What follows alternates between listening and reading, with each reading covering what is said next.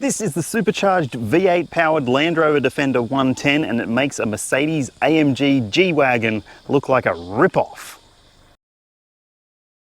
G'day, I'm Matt, and this is the right car. Well, it could be the right car for you if you've got a big budget, because this is the Defender 110 P525 V8 model.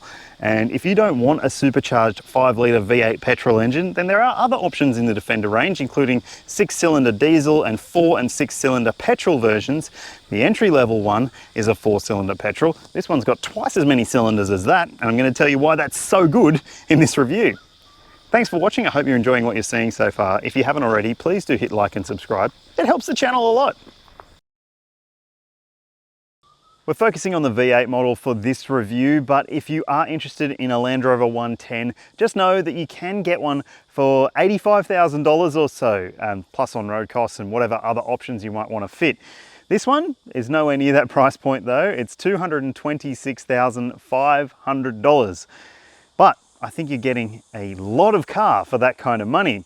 Standard equipment is pretty good as well. You've got LED lights, you've got 22-inch alloy wheels with not very off-road friendly tyres. You get a panoramic sunroof. You also get keyless entry and push-button start, sat-nav, an 11.4-inch touchscreen media system, and plenty more besides. It is pretty expensive, but you're getting a lot of kit for your money. Things that you miss out on, well, you don't get like a full Napa leather interior trim finish. There are other optional seat and other interior trim finishes available, some of them at no cost, and you don't get an electric tailgate because it's a side swinging tailgate on this version, on all Defenders in fact.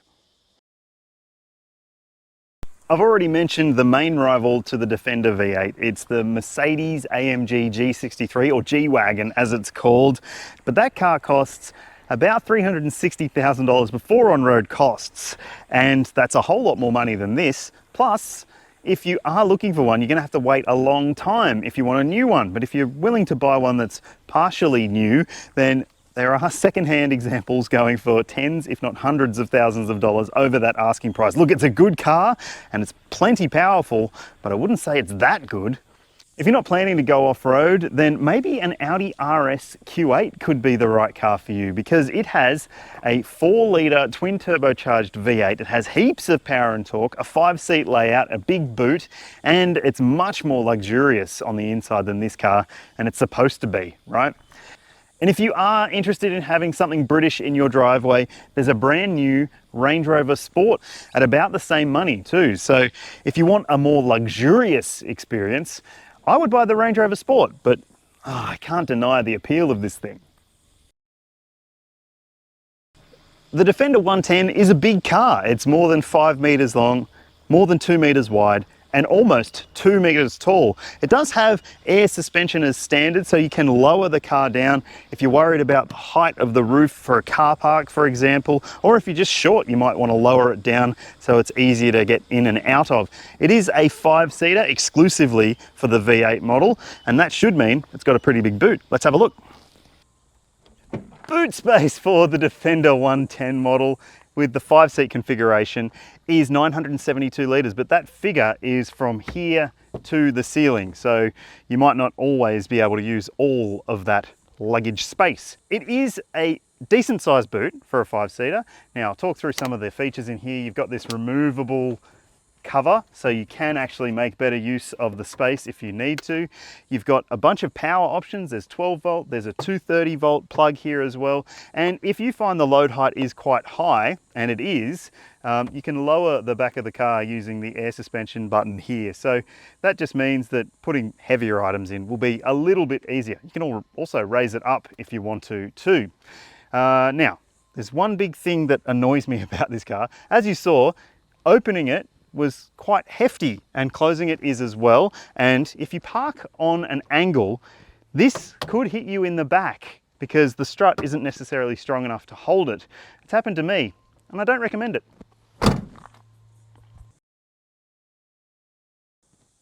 So $226,500, does it feel that nice inside?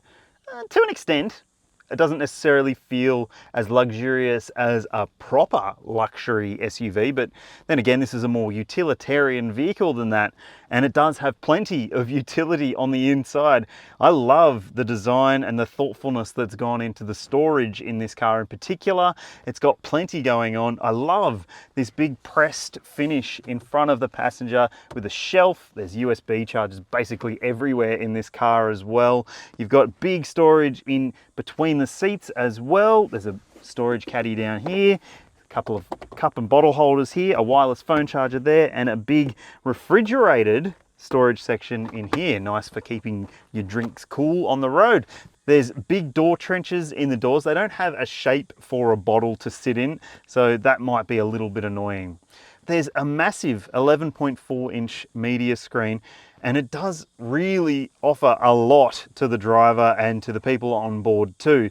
There's a bunch of different camera systems and menus. You've got wireless Apple CarPlay and Android Auto, and it is a very easy to use and easy to learn system, despite the fact that there is so much information available to you here. Below it, there are some controls for the air conditioning. I don't love the fact that you have to press a button to get to a fan control. Look, it's not that big of a deal. At least you don't have to go through a screen to do it. This spec of the Defender also has this clever digital rear view mirror, and it basically shows you what you can see if you do have a full car with fully loaded boot, rather than looking through a mirror through the gap. There's a camera on top of the car, and that's how it works. Pretty neat. And there's another screen in front of the driver, a fully digital display, unlike the ones in the lower grades which have part digital, part analog. This one looks very neat and tidy. I like the steering wheel as well. This one's got a microfiber suede-ish feel around the wheel, so it is very nice. The one thing that I think maybe lets it down a little bit is the seat trim. It's got Windsor leather around the edges. That's good, but this strange material on the inside of the seats, which is probably grippy, but not necessarily overly luxurious, as I said. So yeah, it's got utility value, maybe not living up to the high price tag in terms of the trim, at least. Let's check out the back seat. Backseat space in the Defender 110 is very spacious in this 5-seater version at least. Now this seat is set for me, as you can see. Heaps of space for my 6 foot, 182 centimeter frame. Headroom, excellent. Width is very good as well. You could fit 3 people across here without much hassle whatsoever. If you've got children, I had my little girl in her baby seat, her forward facing seat in here, and she loved it. She thought it was great that there was a massive sunroof and also these little windows in the roof lining as well. There's ISOFIX points and 3 top tether points. And the other really good thing for parents is these vents are very powerful, and also you've got 4-zone climate control. So you can set 2 different climate zones in the back seat. There's a fan controller as well. You've got a bunch of USB ports and stuff down there. You've got a couple of pockets here. There's more USB ports on the backs of the seats as well. I don't know how many devices they think people have these days. Maybe they have more than I know, but there's also a flip down armrest with cup holders too. So it's good, very good. This is a humdinger of an engine, 5-litre supercharged petrol V8, and it almost feels like you're doing something illegal every time you hit the starter button. It's got almost 400 kilowatts of power, plenty of torque as well. You see the figures on your screen now. It comes as standard with an 8-speed automatic transmission and a low-range transfer case for the 4-wheel drive system. It's permanent all-wheel drive in all situations though, so you can put it in low range if you dare to venture off-road. I didn't, because that wasn't part of this test. It was just seeing what this car was like to live with. If you want to see a video where I have been off-road in a Defender, well, you can hit the link up there. That's to the Cars Guide video I did where we put a Defender up against a Nissan Patrol V8 and a new 300 series. It's worth a watch. I don't think there's a 4x4 on the planet that can do what this car can do, because it can be a very comfortable and supple and easy to live with SUV for around town duties. And then it's got that huge V8 engine which it can call upon if you need that sort of power. A lot of people won't need that sort of power, because a lot of people will just do what I'm doing, just tooling around town and maybe doing the occasional bigger trip. I did that in this car. I went from Blue Mountains, where I live, out to Goulburn and back with my dad and my daughter, and it was a very enjoyable experience. It was very easy to soak up the kilometers on the highway, and a lot of that comes down to the ride comfort, which is also because of the air suspension setup in this car. It is a very well sorted and well tuned air suspension. And look, it does still have a little bit of body roll to contend with through corners, but it also has a little bit of bumpiness to contend with because of these big 22-inch wheels. So it's not necessarily a luxury experience, but it's bloody close. The Defender's steering is also very, very easy to deal with. This is a very big car, and thankfully it's got nice light steering to make it easy to deal with around urban driving, and also when you are trying to park the car too.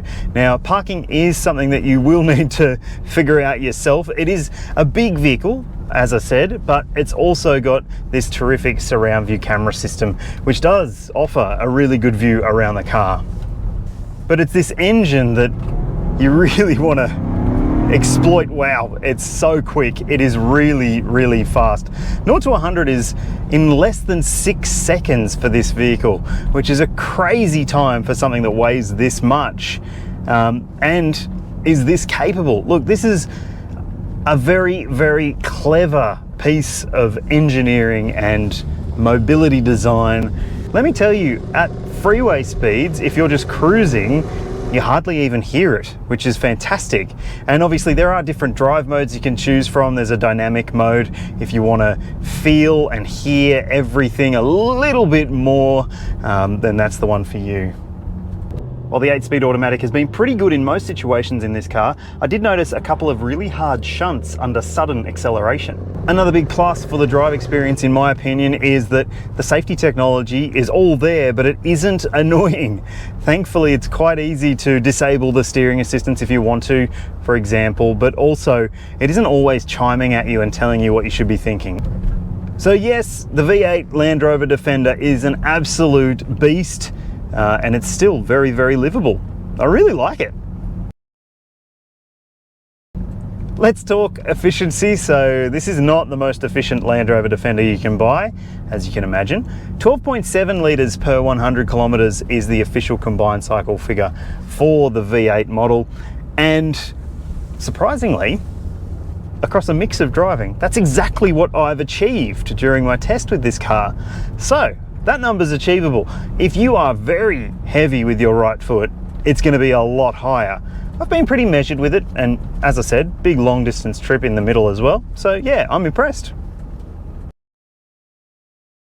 This big unit managed a 5-star ANCAP safety rating in 2020, so that rating is a few years old now, but it still has heaps of active safety tech, including autonomous emergency braking with cyclist and pedestrian detection and junction detection as well. There's lane keeping assistance, blind spot monitoring, and rear cross traffic alert. It doesn't have rear AEB with pedestrian detection like some new SUVs do, and for a car of this size I think that would be an advantageous addition, but you can't get it, so that's a shame. At least you do get a really good surround view camera.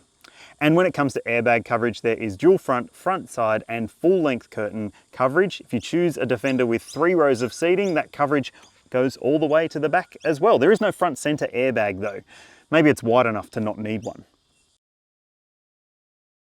There's a bit of a cloud over the Jaguar Land Rover group when it comes to reliability of its cars, and the Land Rover brand ranked dead bottom last in the latest 2023 JD Power ownership survey. So yeah, it might not be the greatest ownership experience in reality. On paper, it looks pretty good. There's a 5-year unlimited kilometre warranty, 5 years of roadside assist, and a 5-year service plan that you have to buy in if you buy one of these cars. Now, it's $3,750 for the V8 model, which is expensive, but it's an expensive car, and it includes servicing for 5 years or 130,000 Ks. If you don't want the V8, there are cheaper service packs for the cheaper models. I absolutely loved my week with the Land Rover Defender 110 V8. It is a fantastic four-wheel drive. It's very, very easy to get to terms with despite the size of it, and that V8 engine is an absolute corker. I don't know whether I would personally be able to justify spending that sort of money on a car like this.